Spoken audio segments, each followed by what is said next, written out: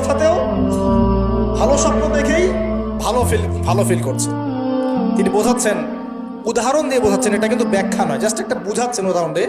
আল্লাহ পাক যখন শহীদদের রূহগুলোকে জান্নাতে রেখে দেন, জান্নাতে তারা এইভাবে রূহগুলো ঘুরতে থাকে, ফল ফলাদি খেতে থাকে, পাখির মধ্যে রূহ দিয়ে দেন, সবুজ পাখি, এই পাখি উঠতে থাকে, তারা ভালো ফিল করতে থাকে।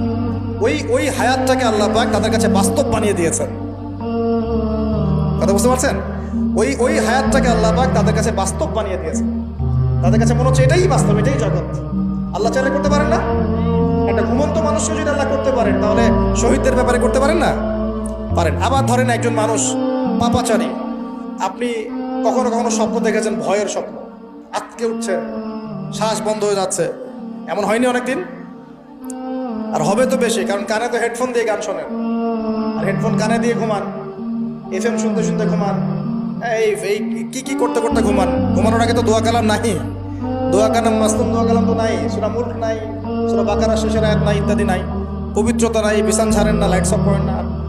আপনার সুন্নত মাফিক তো ঘুমাচ্ছি না। ঘুমানোর কতগুলো সুন্নত জানেন? ঘুমানোরই কত সুন্নত আছে।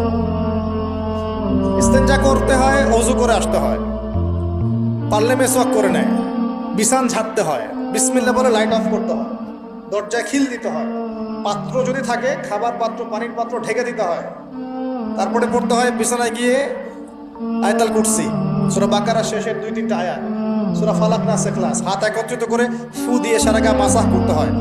ডান কাত হয়ে বিসমিল্লাহ বিসমিকা আবুদু আহিয়া বলে এই যে 33 বার সুবহানাল্লাহ, 33 বার আলহামদুলিল্লাহ, 34 বার আল্লাহু আকবার পড়তে পড়তে ঘুমাতে হয়। কয়জন জানে কয়জন ঘুমানোর সুন্নত?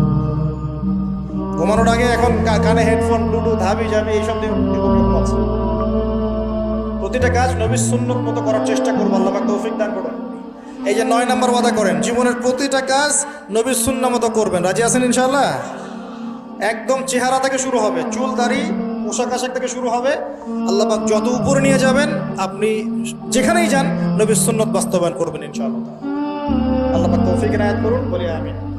মনে করেন খারাপ স্বপ্ন দেখছেন, খারাপ স্বপ্নে এখন আপনি কষ্ট পাচ্ছেন, দেখছেন যে পানিতে ডুবে যাচ্ছেন, দেখছেন যে আপনি আগুনে পুড়ে যাচ্ছেন, নাউজুবিল্লাহ, দেখছেন যে আপনি হয়তো কেউ আপনার শ্বাস গলা চিপে ধরেছে ইত্যাদি, মানে আপনি কষ্ট পাচ্ছেন। বাহির থেকে কিন্তু আমি আপনার কষ্ট বুঝতে পারবো না, পারবো? আপনি ঘুমিয়ে আছেন, ঘুমিয়ে আপনি কষ্ট পাচ্ছেন। এখন এই ঘুমন্ত কষ্টের স্বপ্নটাকে আল্লাহ পাক যদি 5 বছর লম্বা করে দেন, পারবেন কিনা? আল্লাহ পাক পারেন কিনা? 5 বছর ঘুমিয়ে আছেন, আপনি উঠতে পারতেছেন। এখন এটা হয় না, আল্লাহ চাইলে পারেন, সম্ভব কিনা?